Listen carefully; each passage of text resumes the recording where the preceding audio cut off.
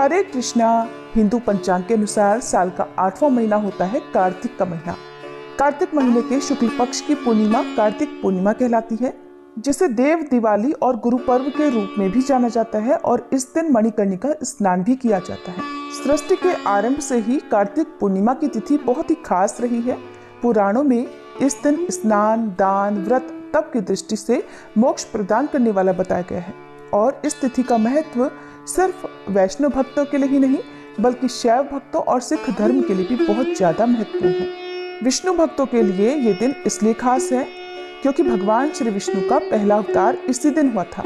प्रथम अवतार में भगवान श्री विष्णु मत्स्य यानी मछली के रूप में थे और भगवान विष्णु को ये अवतार वेदों की रक्षा, प्रलय के अंत तक सप्तऋषियों, अनाजों और राजा सत्यव्रत की रक्षा के लिए लेना पड़ा था।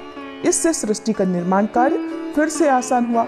भगवान शिव के भक्तों के लिए इस दिन खास इसलिए है क्योंकि इस दिन भगवान भोलेनाथ ने त्रिपुरासुर नामक महाभयानक असुर का संहार कर दिया, जिससे वह त्रिपुरारी के रूप में पूजित हुए, जिससे देवतागण बहुत प्रसन्न हुए और भगवान विष्णु ने शिव जी को त्रिपुरारी नाम दिया, जो कि शिव जी के अनेक नामों में से एक है।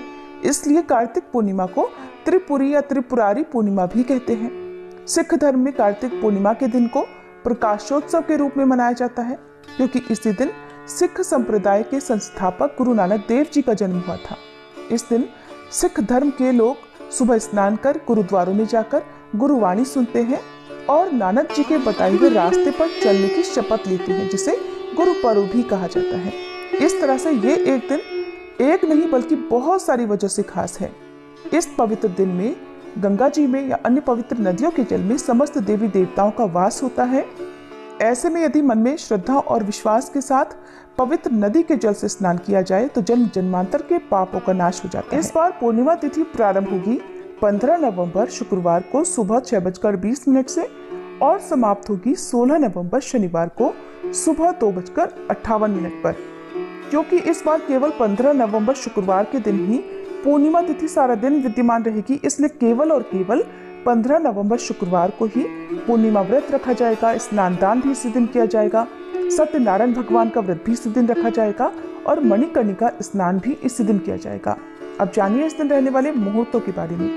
15 नवंबर शुक्रवार को सूर्योदय होगा सुबह 6:44 पर, सूर्यास्त शाम 5:38 पर, ब्रह्म मुहूर्त सुबह 5:08 से 5:56 तक रहेगा, जब आप सुबह का स्नान कर सकते हैं।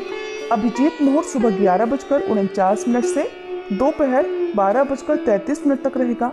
अमृत काल शाम 5:38 से 7:04 तक रहेगा, जब आप शाम की पूजा कर सकते हैं। राहु काल सुबह 10:30 से दोपहर 12 बजे तक रहेगा। कार्तिक पूर्णिमा के साथ ही कार्तिक मास की भी समाप्ति हो जाती है। ऐसे में जिन्होंने भी पूरे कार्तिक मास व्रतों का पालन किया है, नियमों का पालन किया है, उन्हें इस दिन उद्यापन करना चाहिए। देव दिवाली यानी कार्तिक पूर्णिमा के दिन पूजा के शुभ मुहूर्त इस प्रकार रहेंगे, जिसमें सुबह की पूजा का शुभ मुहूर्त सुबह 5:24 से 6:44 तक रहेगा। शाम की पूजा का शुभ मुहूर्त शाम 5:27 से 6:47 तक रहेगा। विजय मुहूर्त दोपहर 1:53 से 2:36 तक रहेगा। अभिजीत मुहूर्त और विजय मुहूर्त में आप सत्यनारायण भगवान की कथा का पाठ कर सकते हैं। गोधूली बेला शाम 5:27 से 5:54 तक रहेगी, जिस समय आप गौ माता की पूजा कर सकते हैं, गाय के आसपास या गौशाला में दीपदान कर सकते हैं।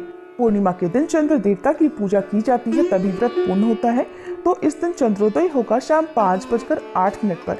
इस समय के बाद से आप चंद्र देवता को कभी भी अर्घ्य देकर अपने व्रत का पारण कर सकते हैं। जो लोग किसी कारण से देवउठान एकादशी के दिन तुलसी विवाह नहीं कर पाए हो, उन्हें इस दिन तुलसी विवाह करना चाहिए यदि आपकी इच्छा हो तो। और कार्तिक मास का उद्यापन भी आपको इसी दिन करना चाहिए। अपनी सामर्थ्य के अनुसार दान दक्षिणा किसी योग्य निर्धन व्यक्ति को देने के साथ ही सामर्थ्य हो तो घर पर किसी वैष्णव को या किसी ब्राह्मण को आमंत्रित कर आप उन्हें शुद्ध सात्विक भोजन कराएं और यथासंभव दान दक्षिणा दें। कार्तिक मास के अंतिम 5 दिनों को पंच भीखु या भीष्म पंचक व्रतों के नाम से जाना जाता है, जो कि देवउठान एकादशी से लेकर कार्तिक पूर्णिमा तक रहते हैं। ऐसे में जिन्होंने पंच भीखु व्रत रखे हैं, उसका समापन भी यानी उद्यापन भी आपको पूर्णिमा के दिन ही करना होता है। कार्तिक मास के बाद भगवान श्री कृष्ण को अत्यंत प्रिय मार्गशीर्ष मास प्रारंभ हो जाता है और इस महीने में भी भगवान श्री कृष्ण की लीलाओं कथाओं का श्रवण किया जाता है। हमारे चैनल पर मार्गशीर्ष महीने में भी कथाएं सुनाई जाएंगी। जिस तरह से आपने कार्तिक महीने में कथाएं सुनी है, उसी तरह से आने वाले महीने में भी आप कथाएं जरूर सुनिएगा।